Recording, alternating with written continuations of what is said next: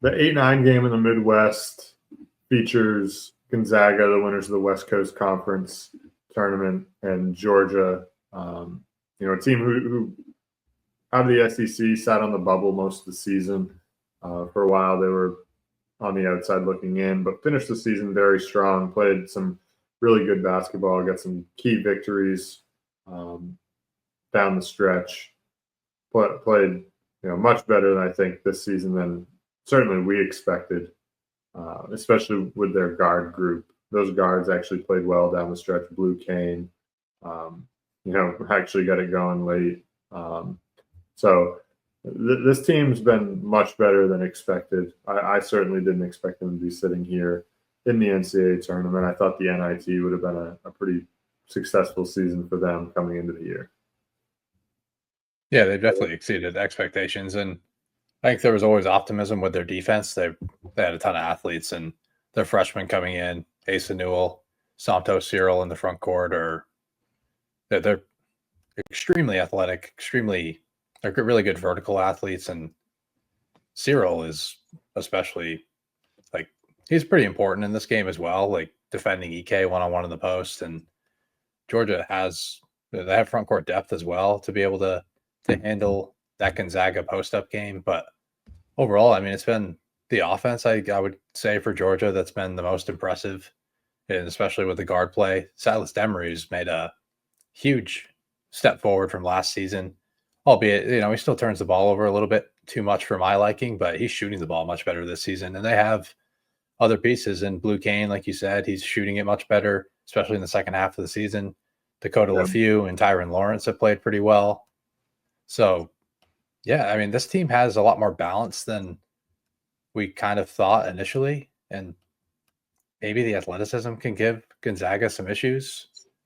But overall, I mean, it's kind of not a crime that Gonzaga was on the 8 line. It's just more unfortunate for everyone else involved. I guess everyone involved. It's unfortunate for Gonzaga that they ended up here.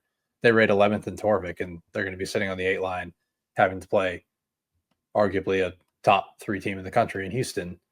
So, yeah, nobody really involved. Got a good draw here.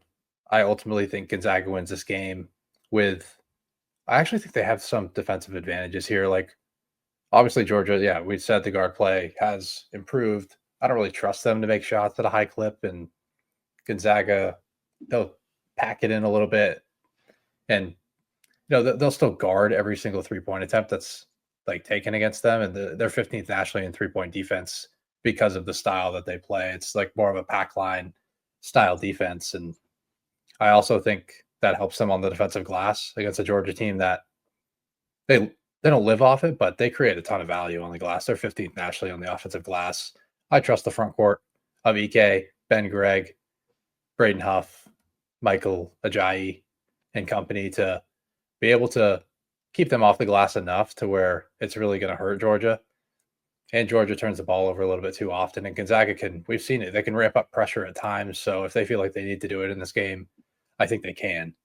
And Gonzaga, I think, is just the more talented team. And I trust this offense. I still kind of trust Graham EK in the post because they're going to probably play him one-on-one for the most part in this game.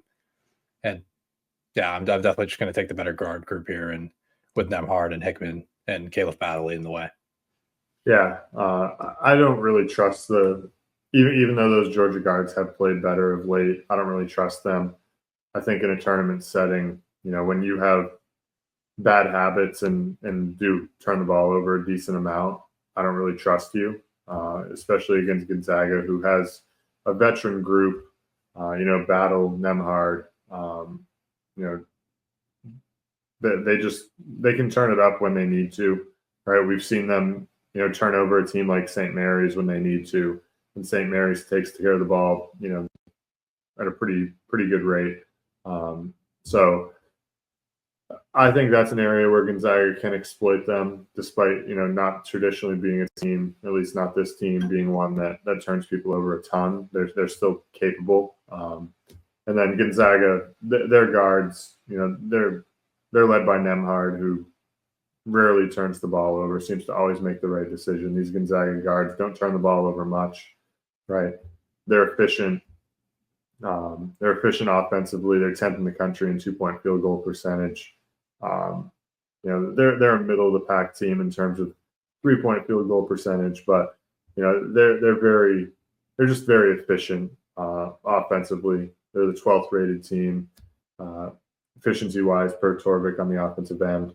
They just get good shots, play through the bigs, and really take care of the basketball, which is conducive to a lot of success in March. So I certainly like Gonzaga to win here.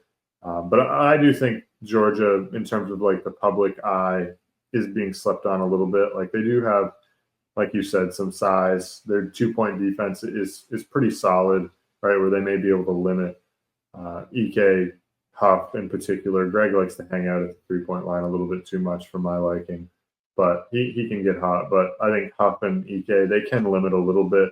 But I don't think it's going to be enough. I think EK does a great job of drawing fouls. Georgia is kind of a middle of the pack team in terms of like free throw rate defensively.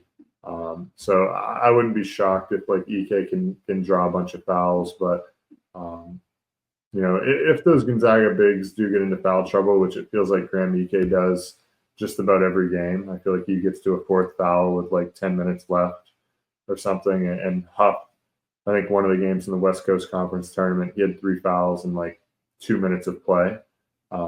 So if they can get those guys in foul trouble, that could throw a wrench in Gonzaga's offense. But either way, I think Gonzaga has the better coach.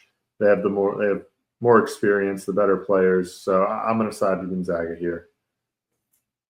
Yeah, I guess the path for Georgia for their defense, like their path to victory, would be if they can guard EK one-on-one on the post with any sort of effectiveness. If they have to send a second guy, I think it's going to create some issues for their defense. Like I'm not extremely high on the perimeter defense in general. They do have some athletes, but it's not overwhelming. And I think the backcourt of Gonzaga is going to be okay there. And yeah, the foul concern for Gonzaga is definitely fair. Graham EK is good to get a technical once in a while when he's not happy with the refs. He'll chirp with the refs the entire game. They'll tell him to calm down, and he just doesn't anyway. And sometimes he gets a technical, sometimes he doesn't.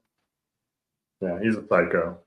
Yeah, he is. He's an interesting personality. That's what it seems like. But if he's kind of the X factor in this game for me. If he's able to score effectively in the post and stay out of foul trouble, I do think it could break down Georgia's defense potentially. And I don't really trust Georgia's offensive unit to be able to carry them to a victory. Yeah, definitely not. So we're going to side with Gonzaga here. Expect them to move on and play Houston in the second round.